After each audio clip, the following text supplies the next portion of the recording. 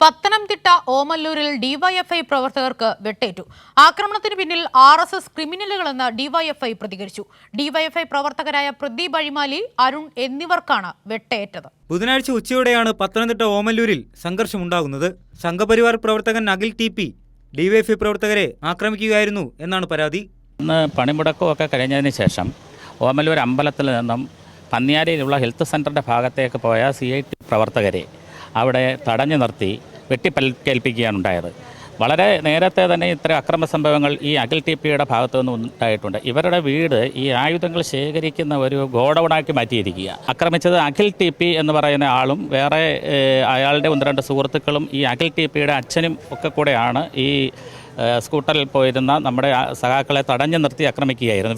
വെട്ടിൽ പരിക്കേൽപ്പിക്കുകയായിരുന്നു വടിവാളിന്. നേരത്തെ ഈ അടി ഇപ്പോൾ വെട്ടേറ്റ പ്രദീപിനെ തന്നെ മർദ്ദിച്ചവശനാക്കി അയാളുടെ തല തല്ലിപ്പൊളിച്ചതിന്റെ ഭാഗമായി ഹൈക്കോടതിയിൽ നിന്നാണ് ജാമ്യം കിട്ടിയത്. സംഭവത്തിന് പിന്നിൽ കൊടും ക്രിമിനലുകളാണെന്ന് നേതാക്കൾ ആരോപിച്ചു. കൊലപ്പെടുത്തുക എന്ന ഉദ്ദേശ ലക്ഷ്യത്തോടുകൂടിയാണ് ഈ ക്രിമിനൽ സംഘം ആക്രമിച്ചിരിക്കുന്നത്.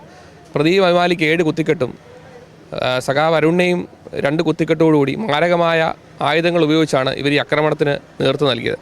വളരെ സമാധാനപരമായി പൊയ്ക്കൊണ്ടിരിക്കുന്ന പ്രദേശത്തെ കലാപഭൂമിയാക്കാനുള്ള സംഘപരിവാറിൻ്റെ സംഘടിതമായ ശ്രമത്തിൻ്റെ ഭാഗമായിട്ടാണ് അവർ ഇത്തരം ആക്രമണങ്ങൾക്ക് ഒപ്പുകൂട്ടുന്നത്. ഇത് പരിക്കുപറ്റിയ പ്രദീപ് അഴിമാലി, അരുൺ എന്നിവരെ പത്തനംതിട്ട ജനറൽ ആശുപത്രിയിൽ പ്രവേശിപ്പിച്ചിരിക്കുകയാണ്. RSS ആക്രമണത്തിനെതിരെ ഡിവൈഎഫ്ഐയുടെ നേതൃത്വത്തിൽ ഓമല്ലൂരിൽ പ്രതിഷേധ പ്രകടനവും നടത്തി. കൈരളി ന്യൂസ്, പത്തനംതിട്ട.